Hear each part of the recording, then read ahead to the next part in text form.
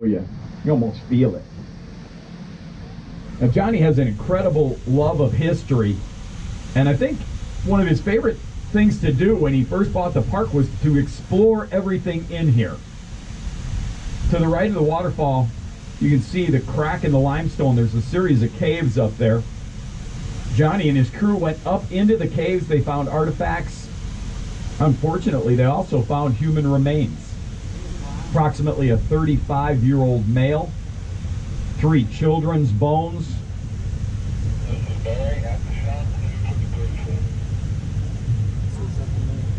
They were uniquely packaged. What is that? The bones have been placed into a burial bundle. It's a leather pouch. Radiocarbon dated the bones, determined they were from 960, about 1100 years ago. Based on that time frame and the style in which they were buried, you're looking at Osage Indians in those caves, and the remains have been returned to the tribe over in Oklahoma. There's 3 creeks that make up our park. Back in the parking lot, pretty inconspicuous, it's called Hobbs Creek, parallels 86 highway heading out to the west. We just crossed over Little Indian Creek, which empties into Table Rock Lake, about a mile north of us. And then we also have Dogwood Creek. We'll cross over Dogwood just past the chapel.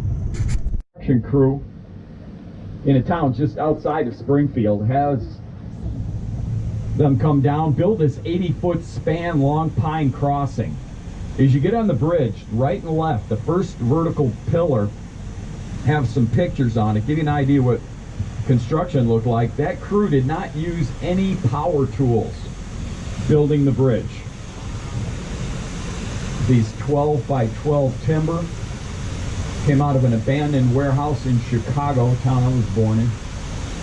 And as you exit the bridge, on the right is a display case. Got some people looking at them. Those are some of the actual tools they used building the bridge. And it's pretty amazing to me that very crude, rudimentary tools. Oh man, Awesome. nicely done. Woo! That is a... And if you do happen to notice the coloring on the sides of the fish, that silver color with the red, that represents the markings that you'll see on a rainbow trout, and really gave them their name. There we go. We'll get a few up there splashing around for you. Now our second stop on the trip is at a place called Glory. Biggest fish in the park are at Glory. And since we stopped, seems like a good time for you all to see fish for me. It's such an appropriate place for the photos to be taken. You've got 2 60-foot waterfalls that cascade down, join into one. It's very symbolic of the journey that the newlyweds are on. Also have all those little waterfalls down below. Those could represent the children. Cycle of a marriage right there in one waterfall. Not only is this the most photographed location, but all of the water in the creek system comes from natural springs. Not kind of wet. Hundreds of them throughout. But of all the springs that are here, that's what's taking place there. It fills the puddle, makes it to the channel, eventually into the creek. And they'll cater anything from a boxed lunch to a steak dinner cooked out on the grill. Chuck Wagon is just a great sight. The creek flattens out, meanders around the backside, very peaceful. Impressive as the opening is, this is not a large cave. It only goes back about 30 feet. If these guests that are walking decide they want to go look inside, what they should look out for are a couple things. First of all, bats. something called a Mexican freetail, and brown bats hang around in that cave. And then also, you want to be careful where you step. There's a lot of black snakes that are out here. Here in the park, where that water is tipping off, if you go to the back wall, a little right of the water, when they explored, they found more human remains back there. They did the same radiocarbon dating, but the bones in the rock shelter, they were between 6,000 and 8,000 years old. We're talking about prehistoric man, and the oldest remains ever found in the state of Missouri came out of our rock shelter. Rock shelter, and then if you're on the left, just enjoy that view too.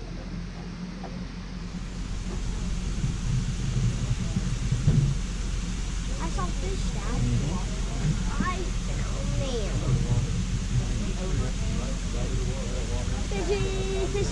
fishing. Oh, there's fish over there. Take a picture first. Here, get to the edge of the grass, want the picture.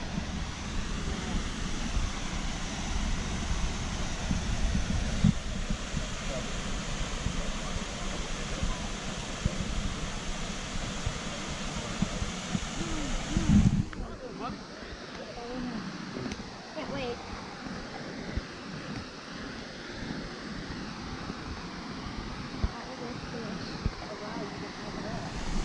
Yep, they're in there.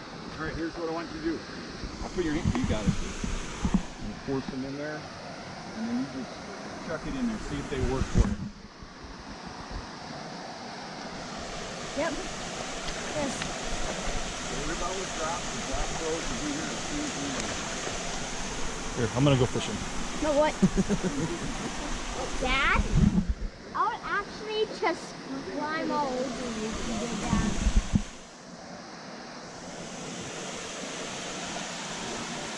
You wanna get some food, Mama? Yeah. I'm gonna do it again. Let's walk back there and get some food. Here's the last one.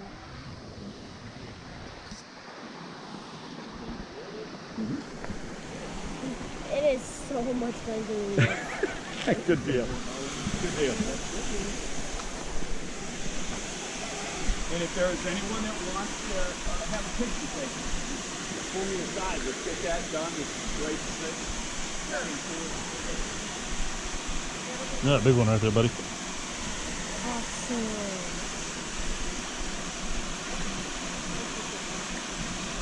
Trying to get going.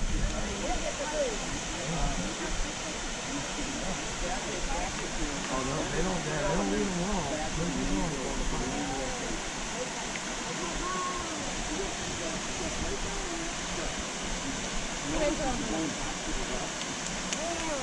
There's some big ones.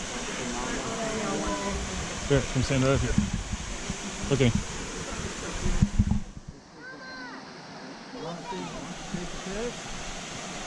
You be cool. Smile.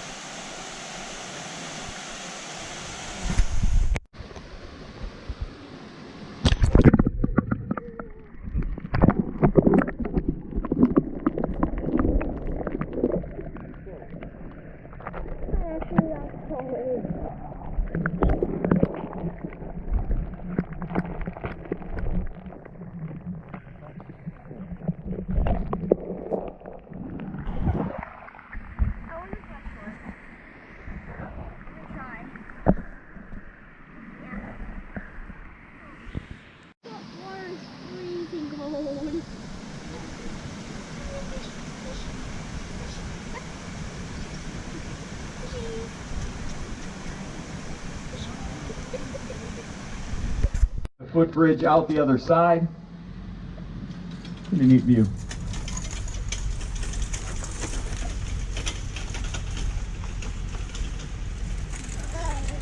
You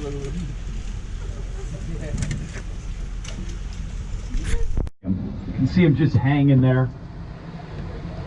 Colors on the sides of the fish, the spots, all of it. It's a pretty cool place. I'll find guests that are hiking just fixated, sitting in that crossing.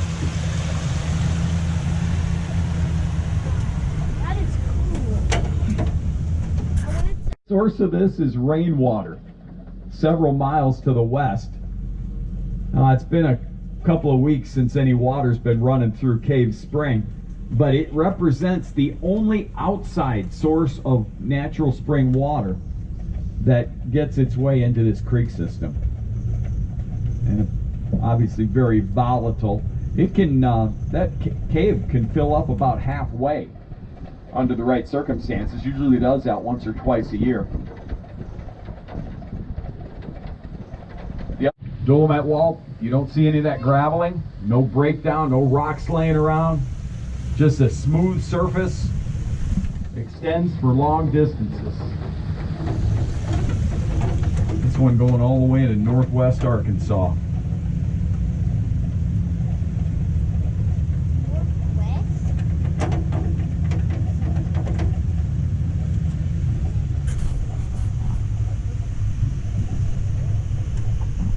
Dorothy. And I'm going to tell you, they've got an incredible home field advantage on us. Generally, I'm only going to be able to show about half the guests. Oh, right over there. B. Oh, they are down to the right. There you go. Good eyes. That's the buck. See him down there? Yeah, and that's going to get really hard to see very Stand up on the quickly. seat. Stay standing, Robbie. You guys were stopped. Go ahead and stand up if you need to. He's headed down. Oh, I see it. And that's why they have such a home field advantage. If he lays down, then most times we're coming up here looking for antlers or ears, and that's about it. The antlers, this is true of the elk as well. White-tailed deer, just the male.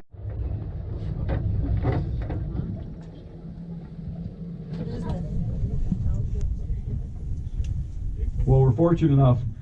This is George. Hello, George. Come on, buddy, give a look here.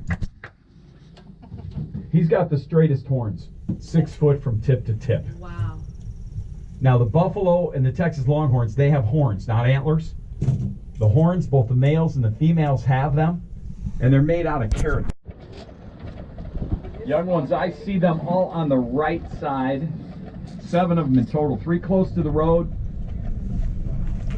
1 on each side of the pond. Hello, ladies. Oh, that's hilarious. Here, look at this one right here. Just remember, these are wild animals, so you don't want to reach out and touch them. Am I in your way? Right? Mercy. Here, come look over here. Look at this one. Right over here. If that tail goes up, sir, Over here, hold this. those are not raisinets. Those are not. Look at that.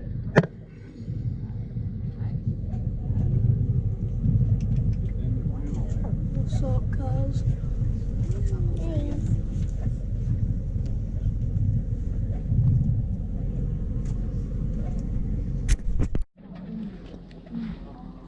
Look at the little ones. Oh.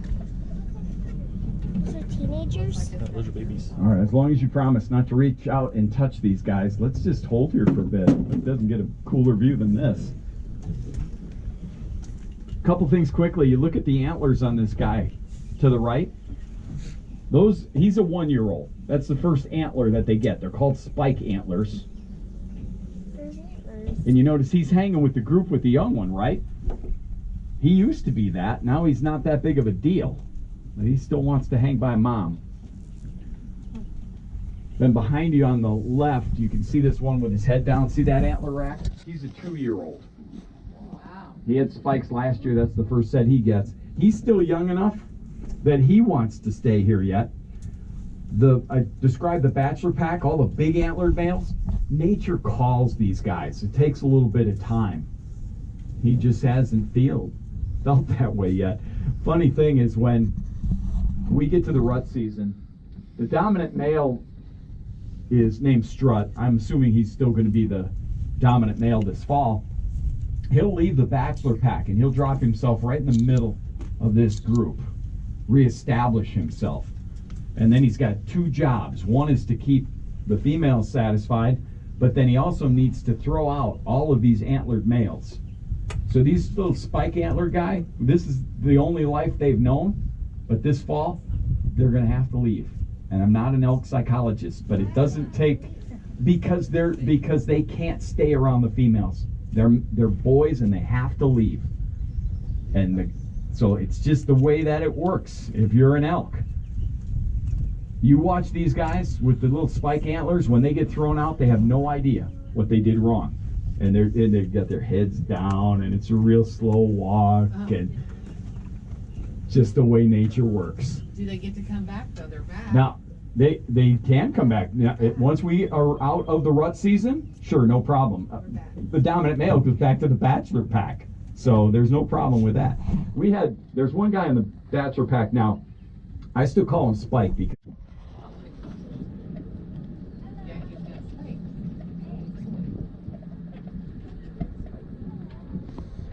I always say you can't control the animals, you can't control the weather. As a guide, I really enjoy when guests are able to have that kind of experience with at least one of the animals up here.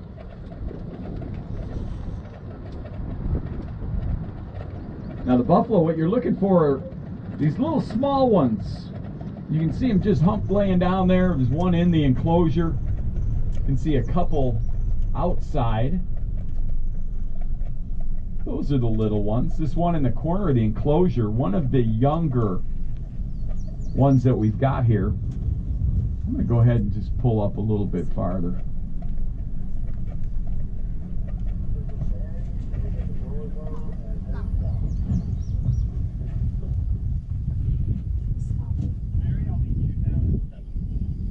So when the little ones are born, they're called red dogs, okay?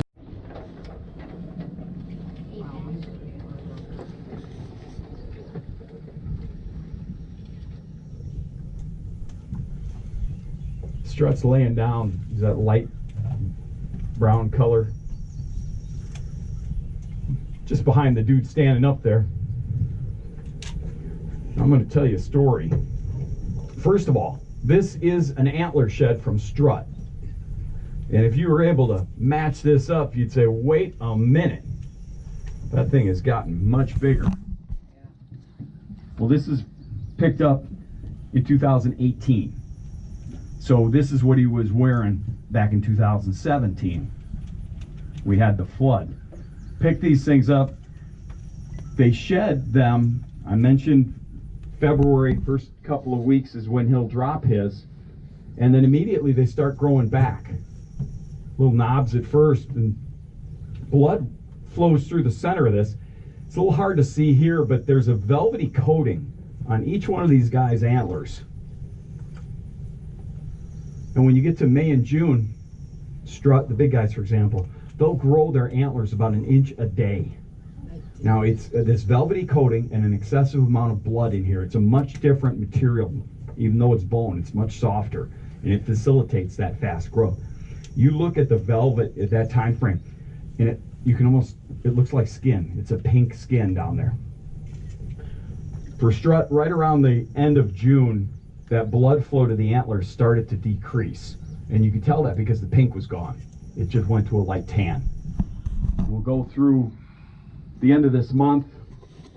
Blood flow will stop completely. Then the month of August, without the blood flow, that velvet coating will dry up and then it'll just peel off.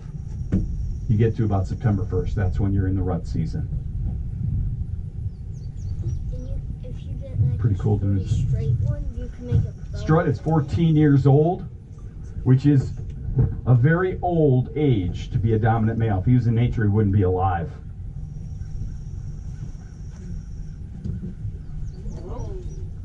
Jousting. See, and it's funny because we'll watch that activity between the other males, but until someone wants to do that with Strut, it's just fun and games. That's pretty cool though.